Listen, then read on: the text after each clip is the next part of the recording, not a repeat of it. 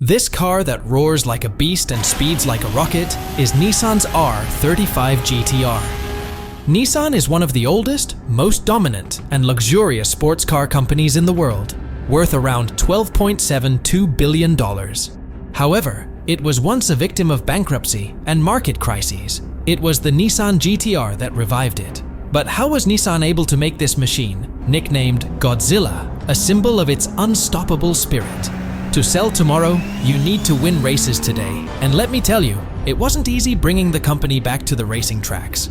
Even when it returned, it faced bans due to rivalry, as even the big companies like BMW and Ford Sierra felt overpowered.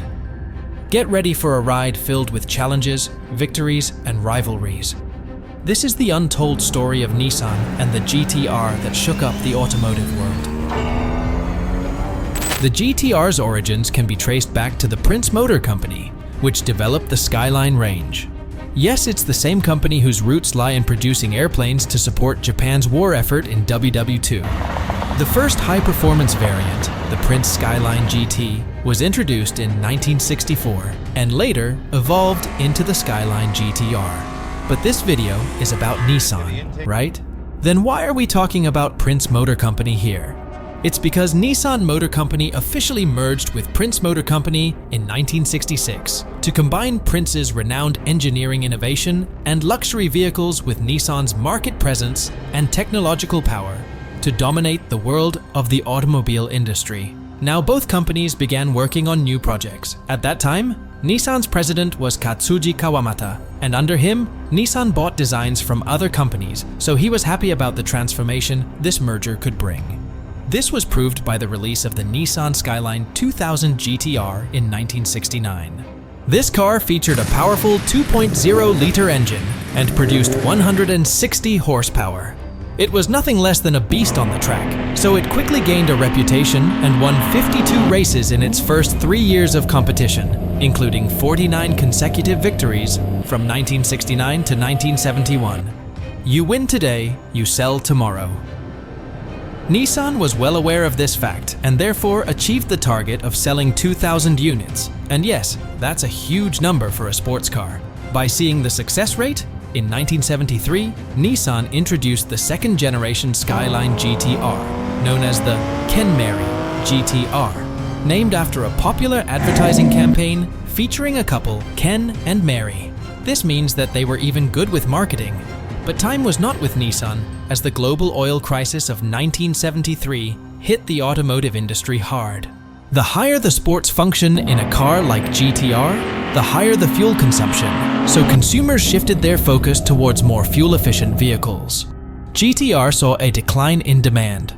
The production of the Skyline C110 had to be stopped after producing only 197 units. Not only this, the company suffered financially too, and went almost bankrupt.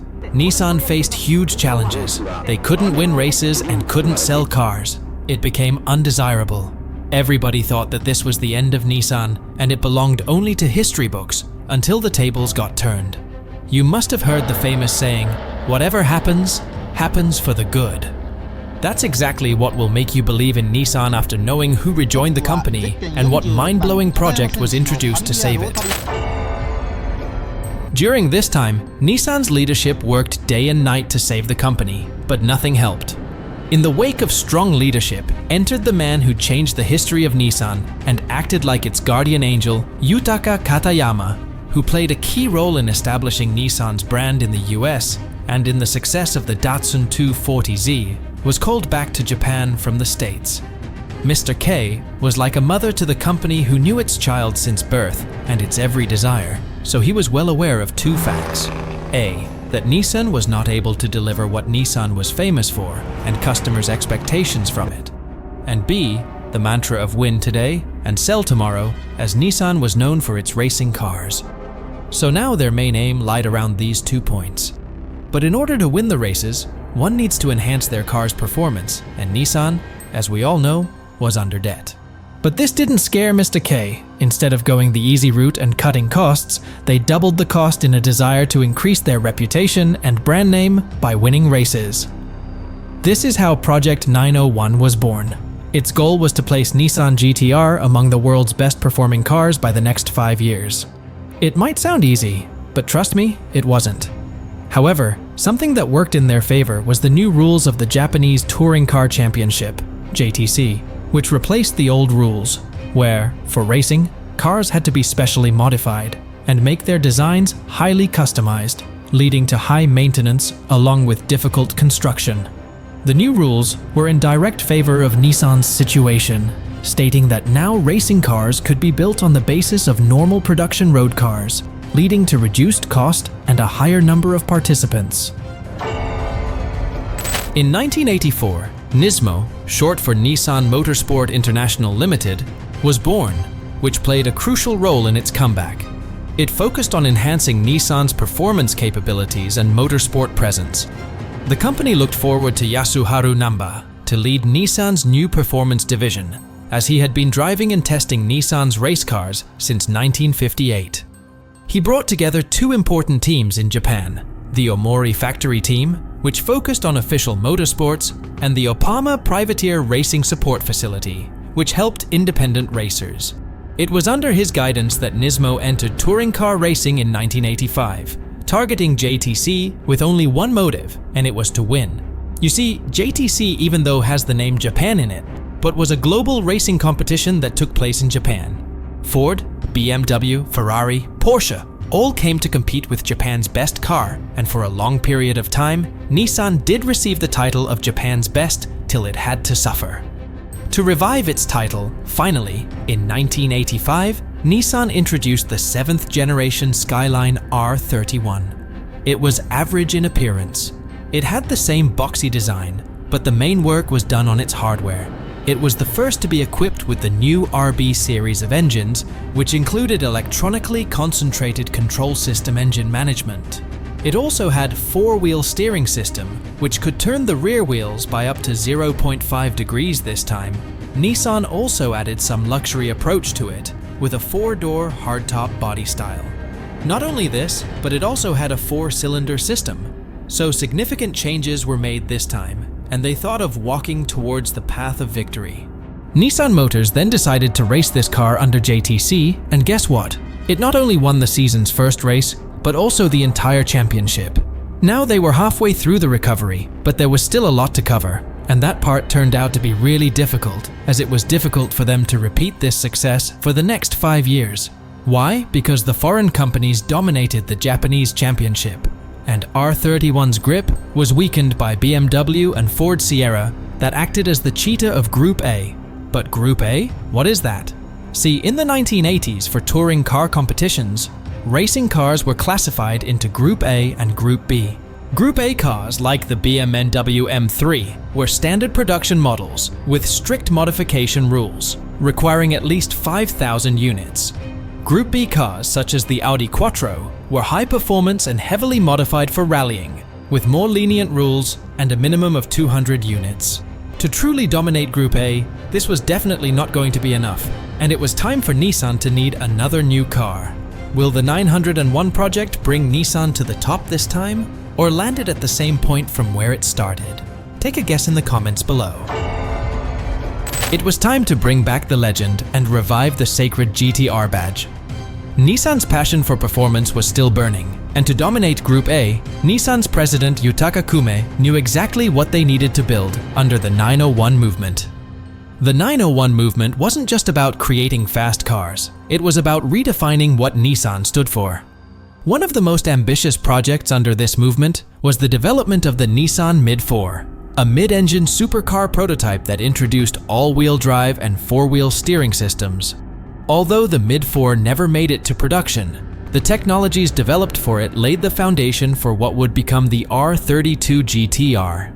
Project 901 was now in full swing. The engineers knew that to dominate Group A racing, they needed a car that was both powerful and technologically advanced.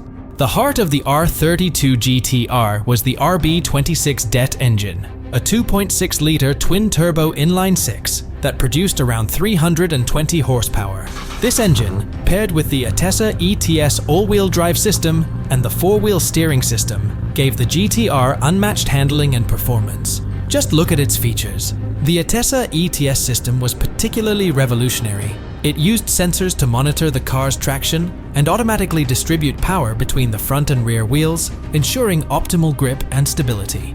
It was a modest car in all regards, a mind-blowing performance piece to be precise. It had almost all the features required to dominate Group A, which would further lead it to every garage. The R32 GT-R was officially introduced in 1989, and it quickly made its mark on the racing world.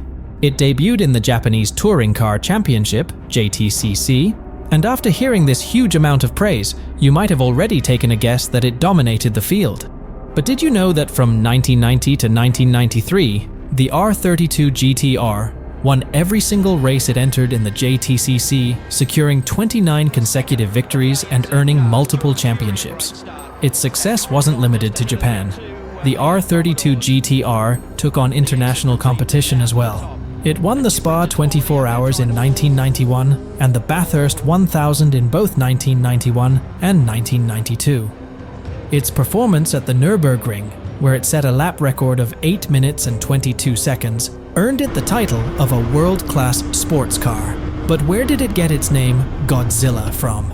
This name was given by the local press of Australia, where its dominance reached new heights as Nissan was the cheetah that outran Ford Sierra and Porsche 955. The R32 GT-R was more than just a car. It was a statement that became the fastest car available to the public. It proved that Nissan could compete with the best in the world and win. When someone is creating remarkable history, rivals inevitably rise. As the R32 GT-R continued to win race after race, its competitors like Ford, BMW, Holden's, and others grew increasingly frustrated. Their debates revolved around the balance of power in motorsports and demanded Nissan's exclusion from competition. Under this pressure, in 1992, the Confederation of Australian Motorsport implemented new regulations banning both turbocharging and all-wheel drive from the ATCC. Can you see how these regulations effectively banned the R32 without actually doing so? Indeed, it was a bittersweet moment for Nissan, but did it affect them much? Well, not really. Nissan had achieved what it wanted. The world knew the power Nissan could bring to their lives. Despite controversies and bans, the legacy of the R32 GT-R continued to dominate, becoming one of the most iconic names in automotive history. Nissan then introduced the R33 and R34 GT-Rs. The GT-R name had become synonymous with performance and technological innovation. By achieving great success in motorsport, particularly in Japan, the GT-R revived Nissan and saved it from bankruptcy. And this time, there was no going back.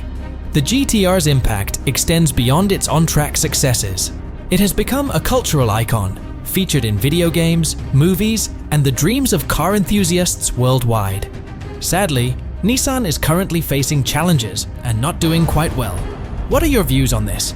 Let us know in the comments below, and don't forget to like, share, and subscribe for the best automotive content on YouTube.